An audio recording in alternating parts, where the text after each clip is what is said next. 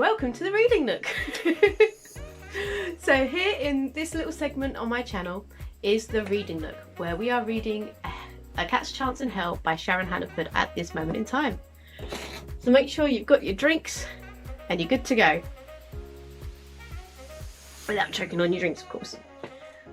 So I'm going to pop up some pictures of the canvases that we've worked on so far, and all details of current projects are in the comment section below. Big shout out to Sharon Hannaford. Thank you so much for giving me your permission to read this on my channel. It's been great fun, especially the accents. I'm so sorry. As you saw at the start as well, there's a warning. It's for mature audiences, so please, no kids. But other than that, I hope you enjoy. Chapter 23. Consciousness returned to Gabby in painful rush. The instant she realised she couldn't move, a spike of adrenaline shot through her, clearing her mind and bringing her back memories of the invasion attack on her cottage. She stilled her body and opened her senses, checking with both the supernatural and physical. There were over a dozen vampires within a few hundred metres of her, and at least double that number of demons. None of them were in the same room with her. In fact, they seemed to be somewhere above her. She could hear the water dripping, and her nose told her she was underground. The smell of damp earth and decaying wood was strong, but it was overlaid by an old scent of... was that wine? She opened her eyes a tiny crack. At least the wraith hadn't taken her sight this time. Hard, uneven floorboards pressed uncomfortably into her shoulders and spine. She tried to turn her head and found that it was the only part of her that she could move except for her fingers. She was being held spread-eagled to the floor by U-shaped metal rods driven deep into the wooden floorboards over her wrists, upper arms, ankles, thighs, torso and neck. She was pinned to the ground like an insect in a display case. The bars were just tight enough to ensure she had no free movement while still allowing blood flow. There was no room for her to get enough leverage to pull the bars free. She began trying anyway as she scanned the dim room she was trapped in. She realised that it had once been a wine cellar. Rows of wine racks lined the walls, lit by a single candle burning in a crudely made holder on a table in the centre of the room. Dust coated every surface, and spiderwebs adorned every niche and crevice. When she noticed the large oak barrels piled on top of one another in a corner, she realised that this wasn't just any kind of wine cellar that you found in the basement of a house or a restaurant. This was the kind of wine cellar that you found on a vineyard. It was the kind of wine cellar that used to age wine before it was bottled, shipped off for sale. She was being held on a winery. She gave a small snort. No wonder they hadn't been able to find any trace of Dante, Mariska, or his cronies in the city. He wasn't hanging out in the city. He was hiding out in the countryside, the last place any of them would have thought to look. Carl met Julius and Alexander at the underground security door and led them to a small elevator, pressing the button for the top floor. No one spoke as they left the elevator. There was a tense, agitated air surrounding them. If a full human had walked past the trio, they would have found themselves inexplicably moving well out of their way. Julius was the only one of them who knew what Gabby was likely to be subjected to, and he wasn't about to enlighten the others. He'd let his anger rise when he was taking blood from a feeder earlier, and Alexander had to pull him off the poor man before he took too much. As it was, the man was being looked after by Jonathan in the medic wing on the estate. He would have to keep a throttle hold on his rage today. He knew that calm, clear thought was what was needed until he found her. Then he could unleash the fury. He wasn't fool enough to think that his own surrender would make the slightest difference to Gabby's life or stop Dante and Mariska from trying to open a permanent gateway to the other world. There was one ace they had up their sleeves. Dante would have no idea that they knew his true intentions for the Solistics night. Gregory had run before he found out about that. As the three of them entered the small conference room, there was a quiet hubbub. Anxious excitement tainted the air as about a dozen people sat around the dark wood table. Julius recognised all of the faces except for two younger males and one older one. All the hunters were present, as well as all the members of the SMV Council and Amagas who had been with them at the fight in the train station. As they entered, the conversation and discussions cut off abruptly. "Julius," Byron stood to greet the latecomers. "You remember the council members, Irene, Margaret and Alistair?" Julius nodded a curt greeting to them. "Do you of course know Athena, Lance, Douglas and Matthew?" "Yes," Julius acknowledged shortly. "The two young men next to Douglas are our hunter trainees, James and Timothy. They've been fast-tracked in order for us to have a few extra weapons specialists with us. The gentleman on the left of Margaret is Stuart. He's the best Magus tracker that we have, and the one on his left is Neil, one of our most experienced defensive magi.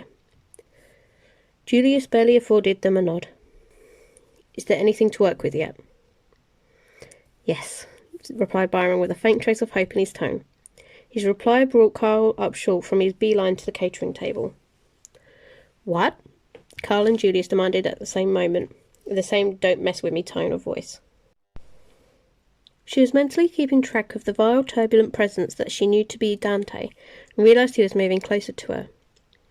Seconds later, she heard a key turn in the rusty lock, and his dark aura swept into the room. He was followed by a slightly built woman with shoulder-length mouse-brown hair and dark, pitiless eyes. Mariska, Gabby guessed. Her appearance was so plain, so nondescript, as to be disconcerting. She was dressed in a worn-looking beige skirt with an equally well-used cream blouse and a dark brown cardigan. In a crowd, no one would give this woman a second glance. She would simply fade into the background. Exactly what a Maleficus on the run needed, Gabby thought sourly. Ah, Dante sighed dramatically. Julius's little vixen is awake. He walked towards the table that stood between the door where she lay on the floor, laid several items on it, and almost lovingly positioned them in a neat row. Gabby couldn't see what the items were, but the satisfaction in his face was enough to send a thrill of fear through her. Now, don't worry too much, he said, turning his calmly deranged gaze on her. I promised Julius I wouldn't kill you if he surrendered himself to me tonight. So I do have to keep you alive. But that doesn't mean we can't have a little fun in the meantime. He paused and took a few more steps towards her, cocking his head and studying her. Gregory told me some interesting things about you. I'm very interested to know if they're true. Gabby felt ice course through her veins and knew pain was coming. She began deep breathing and imagined pulling her mind into a small, tight sphere of protection, as her meditation coach had been trying to teach her for years. Byron made a calming, placating gesture with his hand. Take a seat and we'll fill you in on what we know, he told the trio. It's not all good news, I'm afraid. Carl completed his trip to the catering table and returned with a cup of coffee and 2 donuts, taking one of the remaining empty seats and wrapping his long-fingered hands round the cup. Julius could see they were trembling against the styrofoam. Julius and Alexander took seats as well, once Julius realised that their presence was making most of the room nervous and that sitting would make them look less frightening. He knew that by calming the situation, the previous free flow of ideas and information would restart, hopefully resulting in something positive on Gabby's location. But both vampires, and Carl apparently, were finding it hard to rein in the need to be doing something violently physical. Yesterday, a number of objects were found at the warehouse that the werewolf noses assure us had been touched by vampires or demons, Byron said once they'd taken their seats. Magi spent the entire night trying to track the owners of the objects or the source of the magical power they could feel on the wards in the warehouse. Some of the stronger trackers could get a general direction, but nothing else. The creatures that touched them or owned them are being magically protected, obviously by Mariska. This morning, Stuart tried tracking Gabby from personal items that had been brought to him from her home. He had a small measure of success. He indicated that Stuart could tell the newcomers what he'd discovered. Stuart cleared his throat nervously under the intense stare of the 2 vampires. I felt a pull, a definite draw to the northeast, and a feeling of distance. I'd swear to the fact that she isn't in the city anymore, and at this stage she's stationary. But beyond that, I can't tell you much more. The clothing that Byron bought just wasn't quite a strong enough bond for me to close in on her essence through the layers of magical protection. He sighed and shook his head, looking slightly dejected. It was like trying to catch little wisps of mist in a hand. It kept slipping through my fingers. The good news, Irene spoke up now, is that the pull Stuart felt is the same direction the others who tried tracking the objects from the warehouse felt. So we're confident that they're somewhere to the northeast of the city, probably in the countryside. Stuart sat forward, putting his head in his hands. Maybe if I had something of Gabby's that she'd touched while fighting them, or something that one of the... He shuddered. Those demons or vampires who took her touched at the same time she did, it could give me a better connection to her. If we can get a better idea of where to look, narrow down the search area, Irene said. Then Athena would be able to track the source of the protective magic. Athena, silent until now, nodded and then added, I've tried scanning for dark magic, but my range for picking up trace is no more than 9 or 10 kilometres. Further than that, I can't sense it. There's nothing that close to us. A quick movement by Julius, and the glint of metal made everyone jump and drew a few gasps of shock from those around the table. Julius held out a calming hand as he turned the hilt of the short sword towards Stuart and pushed it across the table in the magust's direction. Next, stopped just short of the man's elbow. This is Gabrielle's Chris. She would have been wielding it against her attackers this morning. It was found in her garden shortly after she was taken. Will that help? He asked the man. Stuart's eyes went wide with disbelief, and then a spark of hope seemed to ignite in them. He jumped up, carefully picking up the sword in 2 hands, holding it almost reverently. Excuse me, he whispered. I need a quiet space.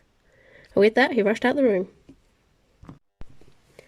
Dante seemed particularly intrigued by her rate of recovery. She didn't bother trying to tell him it was only a result of Julius's blood that she was healing so fast. But as the morning dragged on and the punishment continued, her rate of recovery became slower and slower, as if the effect of Julius's blood was being drained away with the healing of each new round of abuse. She thought when Dante had pulled the bars free, she'd flown for his throat with her bare hands. When he caught and held her arms, crushing the bones until she heard them snap, she'd screamed, but then had tried to use her legs and feet and teeth to hurt him back. Eventually, he'd commanded Mariska to do something to hold her still. The Maleficent had begun to chant, and in a few moments, Gabby had felt her mind lose control of her body. As she lay unable to stop what was being done to her body, but still able to experience every exquisite pain, still able to smell the blood and the burnt flesh, her mind took flight, trying to find relief from the relentless agony. As it fluttered helplessly, seeking some kind of distraction, she linked to the psyche of a flock of ducks in the sky, outside flying in a loose V formation and heading for a nearby lake. Through their mind, she could see a holiday resort along the edge of the lake. Holiday makers were making the most of the warm, sunny day. A small detached part of her mind latched onto a new, exciting thought, and if she could have, she would have smiled. The wait for Stuart to return with news seemed interminable. The others gradually fell back into tense conversations they'd been having before the vampires joined them, much of it arguing over what the best way was to scan the whole of the northeast area with just one magus that was strong enough to sense dark magic from any kind of distance. It was close to an hour later when Stuart finally returned carrying a map of the city and its outlying agricultural land. He was tense and excited. He laid the map on the table, smoothing it out with his shaking hands. I still can't penetrate the protection to get an exact location for her, he warned them, sensing their rising hope and expectations. I have a much better general directions and distance, though. He pulled a red marker and ruler from his jacket pocket and began taking measurements of the map. In a few minutes, he'd drawn a curved block around an area of agricultural land to the northeast of the city. She's more than 20 kilometres from us as the bird flies, but less than 30 kilometres. I know it's not perfect, but if we can get Athena out to the area, she should be able to track down the source of the protective ward. Gabby is definitely in the middle of that ward. Well, it's better than nothing, I suppose, grumbled Athena peevishly. But you've still left me a lot of groundwork to cover. A moment later, one of the internal phones beeped. Byron stood up and answered it. He listened for a moment, his face showing surprise and then a hopeful gleam as he thanked the caller and disconnected. Turn on the TV to local news coverage, he directed Carl. It sounds like our search area has just been narrowed. Everyone turned with interest to the TV as Carl flicked it on. A roving reporter was standing on a grassed area next to a lake surrounded by a throng of people who were dressed casually as though on holiday. I'm standing here at the Pine Lake Marina where a flock of ducks have been exhibiting some bizarre behaviour this morning, the reporter was saying into his microphone. We've been filming here for at least 10 minutes and the ducks have been flying in this formation for the entire time the cameras have been rolling. It seems that the ducks are trying to learn their ABCs. Holiday makers at the marina say the ducks got people's attention at around mid-morning by dive-bombing a group of water skiers and then flying high into the sky. Not in their usual V formation, but in another letter entirely. At that point, the camera panned into the sky where the flock of large ducks were lazily flapping around beneath a light smear of cloud in the very distinctive shape of the letter H. Julius felt a small smile twist up in the corner of his mouth. And when he glanced around the rest of the room, there was a few full grins on the faces of those watching the report. The reporter was now droning on about duck experts and their theory, but nobody in the conference room was listening anymore. Carl actually whooped. "Forget about the bat signal," he yelled with delight. "Our Gavs has got the Hellcat signal." Alexander snorted next to him. "Go Hellcat," he said, shaking his head with reluctant admiration. All heads turned to Athena. All right, she said. "I'm going. Do I have to drive or can I use the helicopter?" The council members looked at each other in indecision, so Julius spoke up. "If I may make a suggestion," he asked. When they waited for him, he continued. "The sound of a helicopter will be very audible to any supernatural. If Alexander and I can keep ourselves from sleep during the day, then Dante can too. If they realise their hideout has been discovered, they may try something desperate. It would be safer to do the recon as inconspicuously as possible." There were lots of nods in agreement, but Athena just looked annoyed. "I would also suggest that at least some of the other team leaders go with her, so that once Athena pinpoints Gabby's exact location, they could do a proper survey of the area. Aerial shots are helpful, but eyes on the ground will enable us to isolate the best possible points of attack.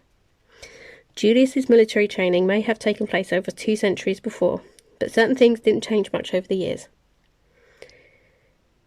"Yeah, that's an excellent point," said Doug. "Athena, I'll join you. Carl, you want to come along?" Carl gave him was that a trick question look, and went to raid the catering table before they left.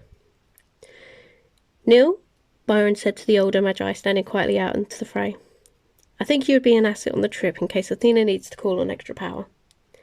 The man nodded and hurried to join the small group getting ready to leave.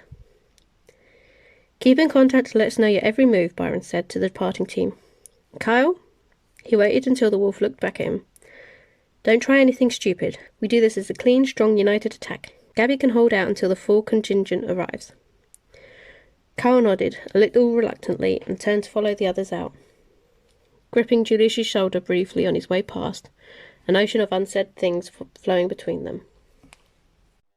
Elements of the remaining group left to take care of their own specific tasks. Irene and Margaret were going to prepare a team of offensive magi, as well as a team of medics and banishers. Matt and Lance went off with the rookies to organise the weapons and gear needed for the attack, and Stuart was sent off to get some rest. He was looking grey and haggard after that last session tracking Gabby. As Alistair started to leave on his assignment of gathering the werewolves contingent, Julius called to him. "Patrick will be here in a few minutes," he said, referring to the werewolf who headed his daytime security. "He's also a dominant wolf, but he's had the kind of military training that will prove invaluable tonight. Do you think the two of you can work together in this?" Alistair thought for a moment before replying. "Yes. I know Patrick's reputation," he nodded. "His input will be very useful. I'm sure we can find a way to work together. I'm assuming you're bringing in a team of werewolves of your own to assist in the rescue?" "Yes," Julius nodded. "Patrick was just rounding them up and getting them organised. What we need tonight is a coordinated precision attack, so we need to have everyone on the same page. I'll make it clear to mind that other rivalries are to be put aside tonight." "I can do that too," Alistair agreed. "Though it may be safer to keep the two teams on opposite sides of the fray." Julius gave a small smile of agreement. "I'll leave the details to you and Patrick to sort out." Alistair took his leave, agreeing to meet back in the conference room in an hour. That left Byron, Julius and Alexander in the room. "You have a keen understanding of military operations, Julius," Byron remarked. "You've done this kind of thing often?" Julius bit back a smile as he moved back to study the map. "I was a lieutenant in the army of King George II and fought in the 7 Years' War against France in the 1750s. I cut my teeth against the Scottish in the Jacobite Rebellion of 1745, he said casually to Byron. Then he looked up and speared the older-looking man with his deep blue gaze. The technology may have changed in that time, but the tactics remain very similar. He'd spoken mildly, but he could see the effect his statement had on the man. Byron was used to being the most mature person in the organisation he'd helped to found, being almost celebrated for his wisdom and experience, and he'd just had to think about the fact that Julius was more than 4 times as old as he was, had actually experienced the history that had been written about by hundreds of noted historians. Byron collected himself, closing his slightly gaping mouth and wiping his astounded look off his face. "One of these days, You and I are going to have a long conversation, he said to Julius finally, muted awe in his voice. Alexander rolled his eyes and started making small marks on the large aerial photo of the area someone had laid out on the table. You're not going to believe this, Carl said, his voice slightly tiny over the speakerphone. Just spit it out, Carl, Byron said with an unusual hint of annoyance in his tone. They're holed up in an old wine estate, Carl informed them. The story from the locals is that the original owner died a few years back without an heir. While the lawyers have been trying to track down any living family, the place has been left to go to ruin. No one has any idea that it was being occupied again. The listeners could hear the car engine in the background. There's a strong go-away ward placed all around the boundary fence of the vineyard, so that would explain why none of the locals noticed anything odd. Athena said she's not going to bring the wards down now, as it would probably alert the Maleficents. Between her and Neil, they were able to worm through the protective ward and pinpoint Gabby's location without disturbing it. She'll be able to bring it down when we're ready to strike. Alright, well done, Byron said. Have you finished driving the area? Yes, came Carl's reply. Doug and I have run most of the boundary. The place is surrounded by the old overgrown vineyards. It'll give us a lot of cover going in, but it'll be easy to lose them if they make a run for it. We're on our way back now for a full debriefing. See you in half an hour.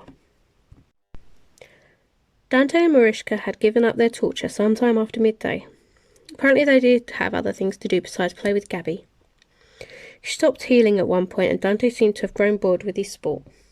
Gabby had enjoyed her play with the ducks. She wondered if her message had been received. The logistics of involving the vampires in the attack made timing very tricky. Though the best time to attack would have been while the sun was still up, everyone agreed that the vampire contingent was essential. Julius knew most of his guard would be awake well before dusk, but they couldn't withstand the light outside until the last few minutes before full sunset. They countered the problem by calling in 2 military helicopters that Byron had access to.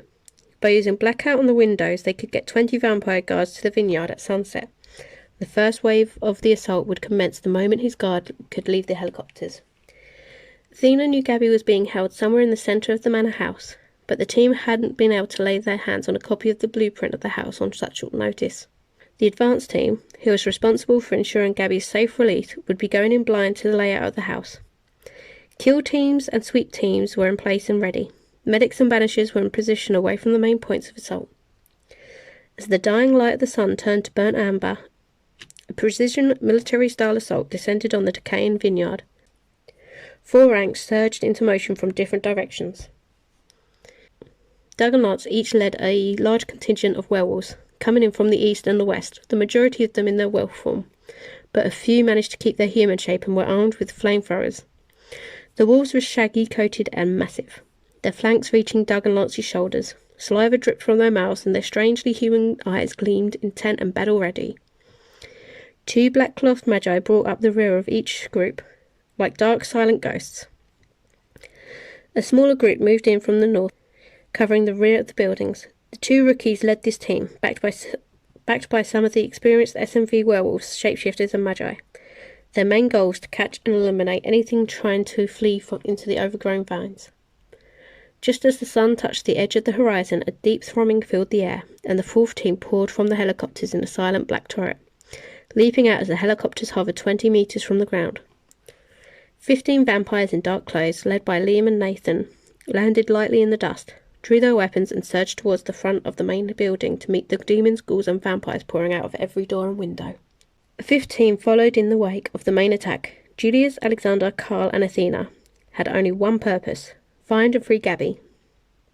They hung back as the opposing sides met in the clamour of shouts, howls and unearthly shrieks. Within moments, the attacking forces set to achieving their first objective, drawing the fighting away from the main building and out into the open, dusty, unkept gardens, allowing the small rescue team to slip inside unnoticed. Once inside, they ducked into a small side room which was empty except for some dust-covering furniture and a few paintings, and the men kept watch as Athena concentrated on pinpoint Gabby's location. She came out of her trance in a few moments and pointed northeast. "That way," Athena whispered. They left the room on swift, silent feet, making their way towards the rear of the house. They followed Athena through the kitchens into some storage rooms and came to a blank wall. There was no door or window nearby. Athena looked confused and frustrated. She must not be in the building, but she's really close, almost under our feet. It's not an exact science, she hissed at Julius's angry glare. As they spun to retrace their steps, looking for a way outside, a pair of unknown vampires materialised from the gloom. One of them gave a startled shout, but before they could run or attack, they were frozen in place by the force of Julius's will. At a glance from Julius, Alexander and Carl moved to take up watch positions. "Where is the woman?" Julius growled at the two captive vampires. He watched dispassionately as the two buckled under the weight of his power, agony contorting their features. "Cellar," they both gasped immediately. "How do we get there?" he demanded. "Door is inside. Next building," one of them gasped.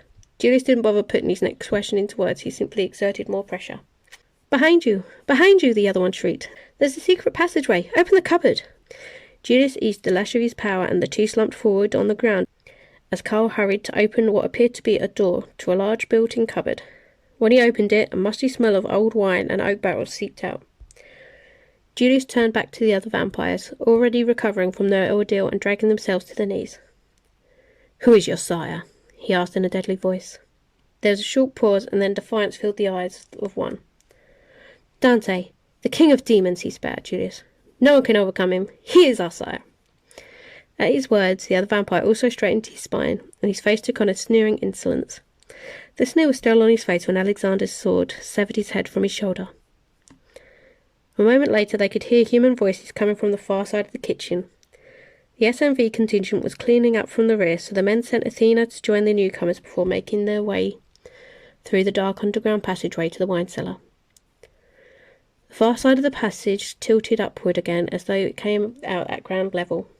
They slowed at the other end, preparing for whatever was waiting for them on the other side of the door. As they burst through the door, a group of 5 stood guard around a large trapdoor cut into the wooden floorboards. The vampire and 4 demons spun as one at the sound of their arrival and immediately launched into an attack. Julius heard a ripping noise to his right, spared a glance to see Carl explode into his wolf form, his clothing falling in torn strips around him. It was the first time Julius had seen him in this form, and at any other time it would have taken a moment to drink in the sight of the magnificent wolf. Carl gave a toothy grin and launched himself at the foremost demon while Alexander engaged the vampire. He threw a look at Julius as he spun to block the blow from one of the demons. "Go! Find her!" he shouted and chopped off the arm of a demon before spinning back to his vampire opponent. Julius didn't hesitate. He dodged the fire and sped straight for the trapdoor, throwing it open and jumping down into the dark, landing soundlessly on the hard-packed earth. A door stood closed at the end of the short, narrow corridor. Join me next week. Bye, guys!